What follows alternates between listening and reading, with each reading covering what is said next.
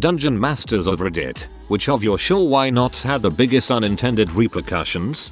I started a campaign where the group was coming together at a coastal town. A massive titan rose from the water some distance from shore and was meant to be a cinematic incident triggering a chain of prophetic events. But there's one in every group. Among the level 1s, one of the guys decided he was going to swim out and challenge the thing.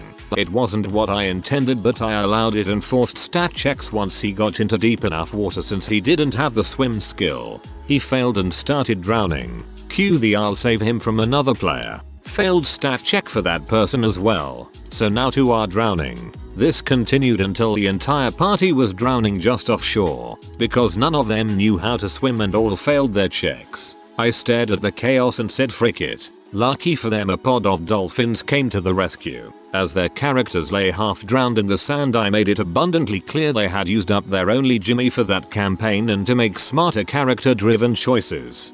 I've seen this exact scenario happen in Pikmin. Minus the dolphins. RIP non-blow Pikmin. I threw in a random NPC passed out at the tavern everyone was meeting at to discuss their DnD job. Next thing I know the party is following him home, staking out his house, etc. Turns out the fact that he had a purple coat on was too interesting and my initial campaign got scrapped so they could defeat the purple coats who were plotting to take over the government. Who knew? I had an alchemist and a tinkerer engineer in one of my games. Both were obsessed with blowing things up and I let them experiment with different things. Well, they ended up making a metal vase that would direct the explosion in a single direction. I thought they would use it to nuke bad guys. One session they were trekking through a mountain pass and I had intentionally taken out a bridge that was the only way across a gorge to force the players to go through a mountain pass, which was basically the next 2 sessions. They ended up using said vase they had made before to create a rocket sled. I gave them a really high DC to succeed. Nat 20. The whole party flew over this gorge hanging onto a sled for D-life. Welp, there goes 2 weeks of prep work and the next 2 sessions. It screwed me, but it was definitely a memorable moment. The most carefully laid plans of DMs are often thrown awry by players who just come up with the stupidest, craziest crap. The key to being a good DM, as I'm sure you know, is being able to roll with it. I started just writing vague notes, cue cards, and filling in the blanks as I went exactly because my friends had a habit of taking things off the rails. Players were navigating through an evil sentient house that was toying with them. When they got to the end of the house and helped bury the dead, the house wasn't too pleased, but whatever. It would get more souls from other adventurers coming on. Then the monk decided to start punching the walls of the house and cursing it, because why not? Monk walked through a door and took a critical hit from a swing blade and insta-gibbed him. Rest of the party apologized to the house and was let out.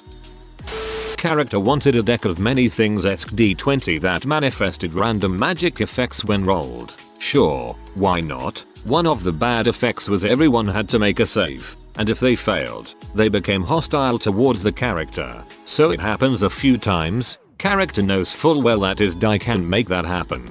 They meet Gresh, the unspeakable, the council leader of a town ruled by ghosts, reputed to have conquered entire worlds in life. He rolls the die upon meeting him, and it lands on the hostility effect. Gresh, being a ghost, possesses the character and makes him slit his own throat. Dang, Gresh has no chill. My group of players had just defeated an evil spirit that could possess the bodies of the recently deceased to gain the strength, attributes, memories, etc. of the dead. Basically, the person who died and the spirit who possessed the body were difficult to tell apart aside from the spirit's ultimate driving purpose, to live in the most powerful body it could and to obey the commands of its creator. Well, the party member who died during the fight asked me in private if the spirit could have taken over his body despite the party following a ritual and destroying its true form. Sure, why not? That's a cool way to bring the character back. The party knew the limits and motivations and everything right now, so I figured they'd figure out the mysteriously resurrected party member was the spirit. Nope, they didn't pick up on it. Only the player who was brought back knew, and he didn't share the secret. Well, they eventually fought the spirit's master, and let's just say that boy was that a huge reveal. That's freaking brilliant. Traveler game about 30 years ago, my first campaign. Players decided to rob a bank on a high-tech domed Ellis. Significant later, whirled in the Spinward marches. To defeat security, they befriended, then poisoned an Imperial Marine and stole his power armor and fusion rifle. I allowed it, like a fool. They robbed the bank, but the Marine had been reported missing and so the military and police were both closing in. After a running fight they made it to their ship, and made some ridiculous rolls to not get shot down. By this time, the body count was in 3 figures and they've pee off everyone with a gun within several hours. So, by the time they exit the dome, they're intercepted by several naval ships, including a cruiser. They had no chance, and they knew it. The only sensible thing to do was surrender and be boarded. They knew that too. So of course they dived the ship straight into the main dome, burning at 2.5 grams. The dome blew, and everything died, including my idiot players and my campaign. 6 million people dead. Still the biggest atrocity I've ever seen in a tabletop RPG. Learned a lot from that one. I had a trap laid in waiting of a bunch of orcs and wargs that were posing as beggars. My lawful good cleric offered to give them aid and money, and asked if there was anyone hurt. I rolled with it, thinking a room would be a better trap for them. He then proceeded to heal the aging leader, gaining his trust and the respect of the gang. The ranger did some animal handling to clean the wargs up and make them healthier. They then had a loyal group of street thugs to gather info off of. This then spun off into a side campaign of only orcs that was crazy fun and was used for fill-in when I wasn't ready to DM for a session.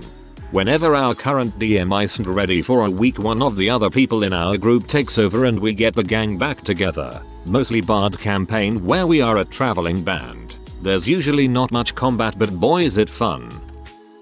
Sorcerer decided they wanted to magic jar one of 2 Gravik knights facing them. Sure, why not? Then the sorcerer decided that they liked their new body and went about trying to murder their companions. That character became a recurring minor villain for much of the remainder of that campaign. Context: I wasn't familiar with item prices, or how much gold the party had saved. This was a party of 8. Is 2,000 reasonable price for legendary magic items? Sure, why not? Cool. I'm buying a staff of the Major, and everyone else will buy 1 legendary magic item. Internal monologue. Crap. Another I was the player. As a halfling in the Warhammer universe, we came across a herd of goats. I attempted to tame one of said goats and succeeded. I then checked if my halfling could ride said goat and the GM allowed it. GM thought he could kill it off easily. GM was dead wrong. My halfling rode that goat into heck and back. Good times. We were playing D20 and my girlfriend was running the campaign. It was set in this post-apocalyptic wasteland, and we were just coming up from the underground. Upon reaching the surface, due to Radiation Act, we were supposed to pick a new power or physical feature. I picked something like the ability to go invisible or some crap. I don't remember. My brother who was playing with us is trying to come up with something for his character and he sheepishly asks, can I have lady legs? We thought he was joking until I saw his expression. My girlfriend goes, I guess. So he took lady legs as his perk and proceeded to successfully attract a key NPC we needed in order to get into a building. Guess it was worth it. Sometimes you learn more than you wish you knew about your friends when you play DnD. Let a rogue hide in a pickle barrel while being chased by guards. Guards noticed the displaced pickle juice and came to check it out. Rogue sneak attacks out of the pickle barrel for a critical hit and kills him. Rogue pulls him away and gets back in the pickle barrel. Kills 2 more guards like this. They ended up lugging that freaking pickle barrel through the whole dungeon, setting it up, drawing attention to it, and jack-in-the-boxing people. Zelda Windwaker FTW. One of the players in my group asked if they could add a new person into the game. Sure, why not? New player joins. I want to play a ranger and a bit of a loner. Sure, why not? A few sessions in and the new player is not adjusting well. She wanted DnD to be more like watching Legolas in LOTR. Never miss and completely awesome. On top of that, she wants to constantly go off on her own and not really be a part of the group. Both her and her character. I am running a combat where the party gets split up and divided and there is a heavy fog in the area. She sees our druid as a bear wreaking house and generally being a bear, and says I'm going to shoot the bear. Now I'm not one to limit player choices but I caution her. In the context of the fight, it could have been seen as an accident, and let her know this would be an acceptable time to metagame. She does it anyway. Druid in-game shifts back and says it's me. Ranger says I knew that. And then I just let the fight between them play out. And that was the last time I saw the ranger as a person. Letting a real life Chem major have access to a bunch of raw materials. Bombs for days. Boys. A girl in my group started doing this with fire bombs. Normally, my DM would have ruled that just because you know how to make bombs doesn't mean your character does, but she had proficiency in alchemist supplies, so that argument flew out the window. I used to DM for a small group. Most of the people were a lot of fun to play with, but we had one dude, referred to as M, that was always arguing with me or other players and generally disrupting the flow of the game in the name of the rules or quality. Sorry for the length. M was one of those people that subscribed to a DnD magazine and was constantly comparing my adventures to the ones he was reading about that week. After a while I got tired of all the negativity and offered to let him DM so I could have a chance simply playing the game instead. Sure, why not? M spends a week planning, drawing up actual maps with a protractor and compass on graph paper to create an accurate scale map of the adventure. His latest D&D magazine had a puzzle emphasis, so of course that played a major role. When it's time to play, M hands us all hand-drawn maps and the adventure begins. M. You find yourselves in the town of X. In the crisp summer air you smell X and see X. This is happening. That is happening. Suddenly one of you notice a wizard's tournament is taking place. Guy 1. I start looking around for a tavern. Guy 2. Are there any weapon shops? M. No. You need to figure out how to enter the tournament. Guy 3. I'm not a wizard. I don't want to do it. Guy 1 and 2. Mumble in agreement. M. Let's just start the tournament, okay? So as you all enter the first room you notice a pit that is approximately 9 feet in diameter that extends to the walls of your room. On the ground in front of you lay 2 boards. One 4 feet 7 inches, one 6 feet long. Guy 4. I take a running start and try to hurdle the pit running along the wall. M. No, you don't want to do that. It has something to do with the boards. Guy 1. Can we leave to go get a long enough board to cross over? Me. I kick the boards into the pit. M. At this point he melts down. No, it's simple, okay? This is the first puzzle and you guys aren't even trying. All you would have to do is lay the boards in a T shape to cross it. Guy 1. Math was never really my thing. Guy 2. No kidding. I am more of a visual person when it comes to stuff like that. M. Violently tears down his screen, collects his dice, and goes home. We never played together again. A sure why not destroyed our entire party. Nah, a DM who wouldn't let his group have fun ruined the party. M8. All of these stories are reminding me that the one DM I had that sucked. I had the power to talk to animals. First thing that happens in the quest is a wolf comes out of the woods and tries to attack us. I insisted on talking to the wolf. The DM stated I wasn't allowed. I questioned why I had the power then. He then let me talk to the wolf, and I asked it why it was attacking us. Because was the answer I got. This was the first time I played and it sucked. I ended up playing again with a different group not too long after, and the DM was great in letting us do stupid crap like that and had a pretty good story for random things happening. My first DM almost ruined the game for me, lol. One of my friends asked once to be able to put spells inside of a bag of holding and the DM went, why not, you can't safely retrieve them. So at the end of the day the sorcerer would and spent spells as fireballs into the bag. End of the campaign. After putting a lot of fireballs into the bag they were up against the BBEG. He used Dimension Door to get next to the boss and then he turned the bag inside out. Blew himself and the boss straight to heck. Kamikaze attacks are always fun. Not the DM, but a companion to the player that did it. DM designed a boss lair with a column of flowing lava. He only intended it to be there for aesthetic, and a potential pitfall for the players. The boss was an immense behemoth. The team mage was a first-time player and shyly asked if their magic could allow them to do something with the lava. DM said sure, why not? The mage proceeded to get a notably high sense check roll, and then rolled a nat 20 on their action, which the team persuaded the DM into interpreting that the entire lava flow was magically bent and directed at the boss. What was supposed to be a penultimate boss was literally one shot by the most novice player.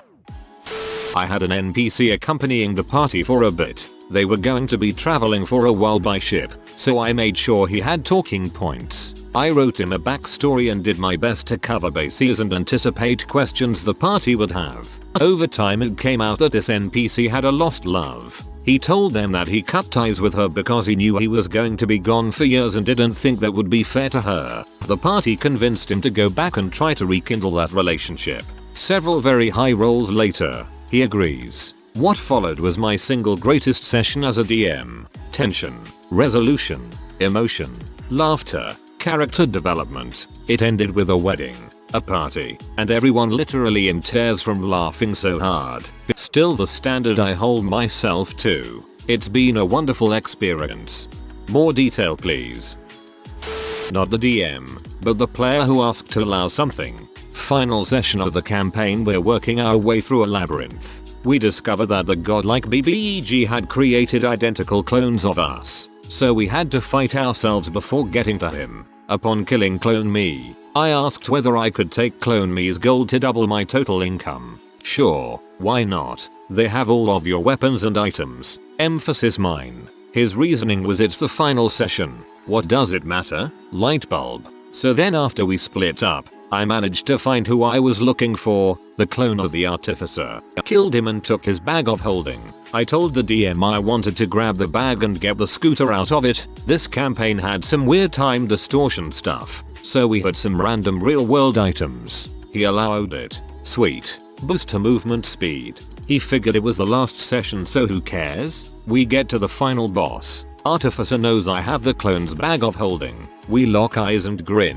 For those unaware, placing a bag of holding inside an extra dimensional space created by a handy haversack, portable hole, or similar item instantly destroys both items and opens a gate to the astral plane. The gate originates where the one item was placed inside the other. Any creature within 10 feet of the gate is sucked through it to a random location on the astral plane. The gate then closes. The gate is one way only and can't be reopened. He throws me his bag of holding, and I scooter up to BBEG and place his bag of holding inside of mine. Poof, we're both gone. End of campaign. Ultimately the group ruled not to allow it, because they wanted to actually fight. The DM, my brother, was rather irritated. LOL. TL. DR. DM said sure, why not, allowing duplicated items. I took advantage and used 2 bags of holding to defeat the BBEG. Players had to reach an island with no bridge ship access across piranha infested waters. A paladin's plan was to bless the beef jerky in his inventory to give it more longevity, throw it in the water, and swim for dear life. I let it pass, and of course he rolled a 20, causing the jerky to become infinite jerky, thus distracting the piranhas long enough for the party to casually tread their way to the island. We had 2 in the party that could raise and control the dead. Ended up having half a dozen skeletons that would go first into every room. Each got their own hit rolls. If one of them was defeated by whatever it was fighting, as soon as the fight was over, they would just raise dead again and use them for the next fight, plus whatever we just fought added on to the end of the parade. We basically did nothing the whole time because the DM said sure why not when they wanted to have a skeleton army. My enemy mage has a fireball spell it would like to show you. In a sci-fi mecha campaign, one of my players asked if he could get out of his mech during a mission. It was an infiltration mission, so I figured some stealthy boots on the ground would help. Sure, why not? This became a running habit for him, up to the point that it became a running joke. I decided I'd do something about it, but it backfired hilariously. One of our other players had literally never taken damage the entire campaign. She'd earned a reputation as an unkillable badass and hero of the resistance. However, during a fight against an enemy ace, she took a single massive crit, totally unplanned, that crumpled her mech and nearly killed her. Cockpit boy avenged her with a heroic effort of his own, downing the ace's mech before hopping out to attend to his injured comrade. Just as he got her stabilized, there was a sound behind him as the enemy ace climbed into his open mech and aimed its guns right at him. Undeterred, Cockpit boy demanded a charisma check to call the enemy ace a coward and challenge him to come down and fight like a real man. He succeeded, so the ace obliged, all 6'11" of him. Naturally, our hero made a cold shot to the nuts and rolled a crit. The table died laughing and the day was saved. I hope he was shirtless and came out of the mech yelling brew what the. I offered one of my players to earn easy XP by paying off some old lady's debt after finishing a session. The old woman was just a random NPC, but the players asked if there was anything they could do to help. I was figuring that this would just be an easy swap of money for XP. To my surprise, he started asking me really pointed questions about her interest rate, collateral, principal investments, etc. Long story short, my players ended up inventing credit cards within this campaign setting. I had to keep track of their outstanding balances, minimum payments, and interest rates for several months afterwards. Glad they didn't have a stock system or you'd been fricked. Playing Tomb of Annihilation, a setting in which the players track across a jungle island in search of a secret city which houses the cause of a death curse. There is only one human settlement, called Port Nyazaru. The thing about this city is that there are dinosaur races every week or so, races that you can bet on. My players, Druid and Sorcerer, wanted to try their hand at betting on these races. The problem was that they didn't have enough money, so me being the dumb DM decided that they could loan 1000 GP in order to bet on the race. Thinking that if they lost I could have some fun sending loan sharks after them. They proceeded to bet on the slowest of the dinosaurs which had the biggest payout. The druid used his druidic magic in order to manipulate the race, and with good sleight of hand skill checks, they managed to win the bet and get a crap ton of money. The first thing they did was to pay off their current debt to the loan sharks. After that they decided to buy a dinosaur so they could enter the race with their own dinosaur. But in order to house such a creature they bought a small plot of land outside of the city.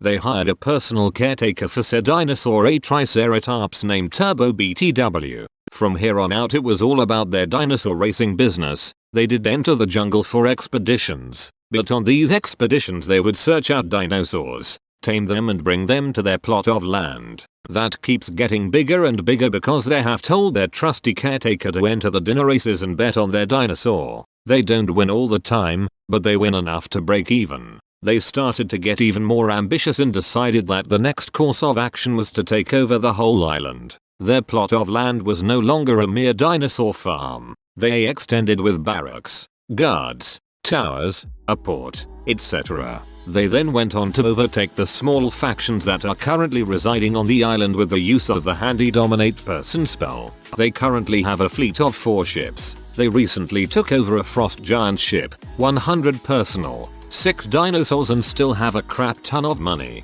Now plans are being made to overthrow the current rules of the city and take it over. This was all because I messed up a year and a half ago in our first session. TLDR. Gave the party too much gold. They are currently plotting to take over an entire island. Welcome to Jurassic Park. I was a recipient of the shore. Why not in this? We decided to play an evil group terrorizing the kingdom our other regular group of heroes was defending. I wanted to play a devil, but I did not care too much for what was in the book. So the DM had an idea to allow me to establish contracts for souls in exchange for some power, namely improving my natural spellcasting abilities, an attribute, or a featuring. However, there were a ton of hoops I had to run through to pull it off, so it was just a thing my character did from time to time. This was until I befriended another character in the group, a priest with lots of charisma and manipulating abilities. So, we made a deal. I showed him what souls could do to me, and if he helped me get a lot of souls, I would protect him as his second in command. Like our characters, our DM was a very lawful kind of guy, so he kept his word, even though he tried to make things tougher. Slowly we convinced a small village to sign their souls to me, and in turn I would protect them. Because I was getting incredibly OP, that was quite easy to do, including against others in the group who were hunting for someone in hiding there. End result, my character was completely unbalanced. The main plot we were pursuing was derailed to the point of no return, and the few next games were just me and the priest ruling the city as benevolent tyrants slowly establishing an empire. If you are new to the channel, you can subscribe. I publish new videos every day. Until then, check another video.